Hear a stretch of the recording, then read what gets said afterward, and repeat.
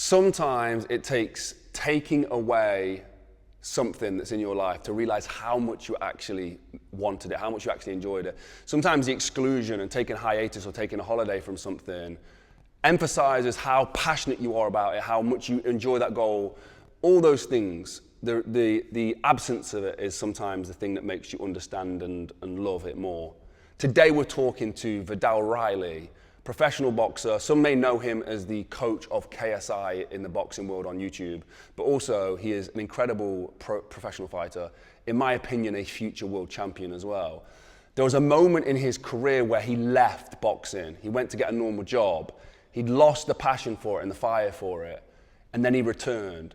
And there is a lesson in there about the exclusion of your passion and what that means to come back to it and reigniting that fire. And this is VIDDAL's story. Today's video was sponsored by Mulliganbrothers.com, the best motivational clothing brand in the world. The brand new Rise and Grind t-shirts and the whole new gym series has dropped. Link down below, get them before they are gone, guys, and it supports the Inspire Change movement. But before that, when you take the thing that you love and you decide to push it onto the side, you decide to remove it from your life, what happens? And what happens when you finally return to it? This is VIDDAL Riley talking about exactly that. I'm your host, Jordan Mulligan. Let's jump into the video.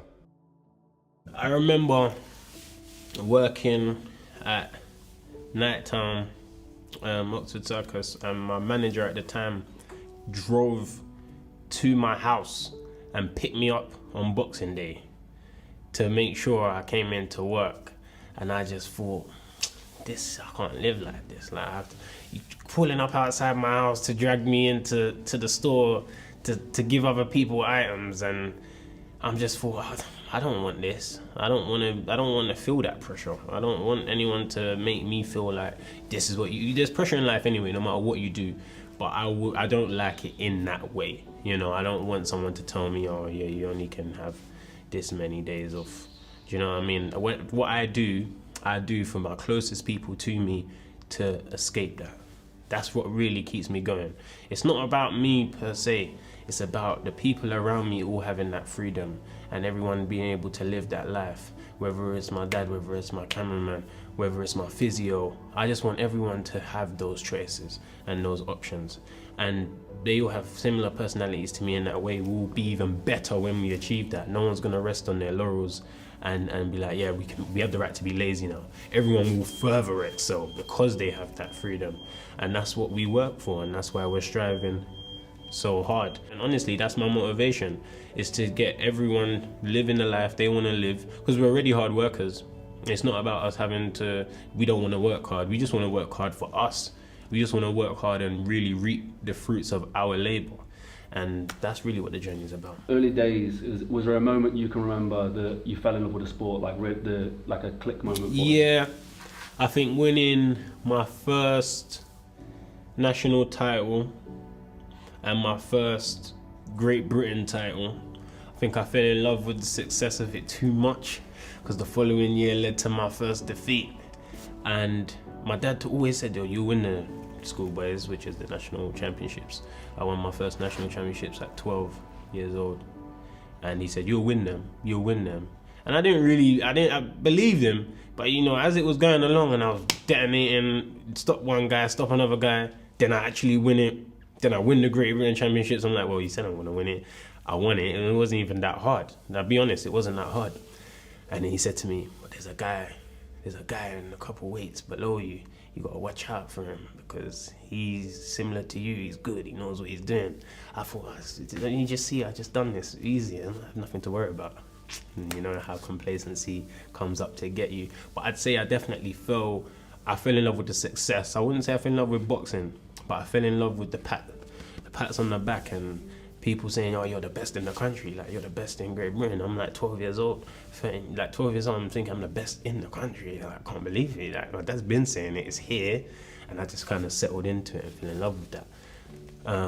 But then when I lost, I guess the love went straight away. I said, yeah, maybe this thing isn't as sweet as I thought it was, because everyone turns their back on you when you lose. But it's like what we were saying off camera earlier about the amateurs. What do you learn from that? It's not all about in the ring. It's also learning how to deal with those things, dealing with people patting you when you're winning and then turning away from you when you lose, and then you can turn up to certain things before and everyone's happy, and then you just become you're second best now. So second best you might in boxing, and only 2 guys in the ring, you're lost. So yeah, the first time I fell in love was when I was 12, and then fell out of love with it a year later.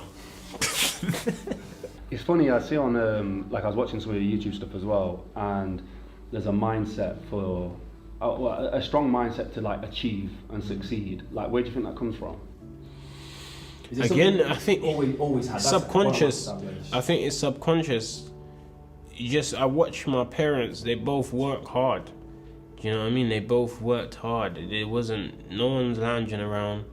No one's like waiting for anything to come to them. Dad's up at 5 in the morning, 6 in the morning. By the time I goes to school, he's already long gone already to work. I'm thinking, okay. So you get used to just seeing these things. My mum, she'll go work. She'll go to another work. She'll go to another job. She's working. So you just get used to seeing the work. No one's just waiting for things to come to them. So I think it's just subconscious. It's installed into me. If you want to get something, you want a new pair of trainers, you better get a job. You want to wear designer clothes, you better do overtime. You know, don't ask. It's not about asking and being in debt to others. It's about going out there, grinding. If you want to get something, put extra in. You want extra gifts, you do extra work. And I feel like I saw that growing up, and it's just in me to this day. Seeing your dad speak to you today, yeah, and there must have been some moments where he's giving you them lessons, like, there must be something that sticks out that you remember. You know, I'd say one that changed my life was I lost my final amateur fight and was driving back from up north, and he said to me, you gotta really look at what you're doing now. He said, and at this time, I just lost. So I'm really in that place where I'm like, I don't wanna hear criticism. I don't wanna hear anything. I just wanna be upset by myself. And he said, look, you gotta turn pro now, or you really gonna have to put your foot down if you wanna get out of boxing what you wanna get out of it. And sometimes, that was the first time in my life where when he was giving me one of those speeches, I knew he wasn't exaggerating. Like, I was old enough to realize he's right, you know. He's actually right. Like, it is kind of a make or break. It's not a make or, obviously I could go and box, I could have more amateur fights if I wanted to, but to achieve what we want to achieve and to stay on the trajectory of progression that we're used to operating on, he's like, you gotta make your decision now. You gotta really knuckle down here, or you gotta turn pro and continue and do what you said you wanted to do from when you was a child. And when he had that speech with me, even when I was laying in bed when I got home, I thought, he's right. I can't pretend. I can't act like I didn't hear it. I gotta know what I'm doing. And I say, from that conversation to present day, that's when I've really moved forward. And that's where I've really progressed and taken the sport seriously. And yeah. What does that look like day to day? Film, watching, you know what it is? It's watching things when you don't want to watch it. I feel like that's the most important thing. Like, sometimes there's always options. There's always something else to do. I believe that. There's always something else to do. But it's choosing to say, I'm not going to do that. I'm going to stay and watch this fight. Or I don't want to run today, but I'm going to run, and I'm going to run the best I can run. Or like today, I feel tired. It's not about, but you got responsibilities. You got responsibilities. We agreed, we're going to come down, we're going to shoot this, we're going to do this. We're coming down, we're going to do it, and I'm going to do it to the best of my ability. And I feel like that's why I'm going to be one of the best. Because I do things now when I don't necessarily want to do them. And before, I would only do it when I want to do it. But that's just how you become average. So I said to myself, it's about grinding when you don't want to grind. It's about getting up when you don't want to get up. Traveling up and down the country when you don't necessarily want to travel up and down. And my team do it with me. And that's why I know I've got the best team around me. whether it's my cameraman, whether it's my strength and conditioning coach. My strength and conditioning coach got up at 4:30 in the morning yesterday and still came all the way to Stoke with me and got back at 11 p.m. just to make sure that he was there for me. And I want to be lazy. I can't. I feel guilty. I feel like you're putting yourself out and I don't, for me, and I can't even put myself out for myself. I can't operate that way, and that's why I'm so glad I'm fortunate to have the team I have, because it really makes me realize, like, yeah, I'm in the right place and everyone's pushing. Everyone wants it as much as I want it, and that keeps me going. Thank you so much to VIDDAL. I've linked VIDDAL stuff down below so you can go check him out as well. In my opinion, future world champion, and he gave so many great lessons, so I'll link all the other resources and videos down below. And for me, again, is like, there is always a reason. If you've been working for 4 or 5 years straight, take a break.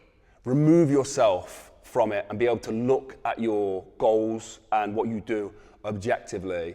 And then when you return with more fire, with more energy, with more passion towards what you want to do. And you work at a faster rate, a harder rate. You understand how much more this means to you. So sometimes these kind of moments that VIDDAL had are essential. And I think we can either force them to happen or they might naturally happen because something like I mentioned before can happen to us. Guys, today's video was sponsored by Mulliganbrothers.com, the best motivational clothing brand in the world. And the new Rise and Grind t-shirts are linked down below. Get them before they are gone. And all the profits from the website go into making this content for free so we can fly around the world and film these interviews. So thank you so much to everybody who's supported us. Go inspire some change. Have a blessed and productive day. I am your host, Jordan Mulligan, and I'll see you in the next one. Peace.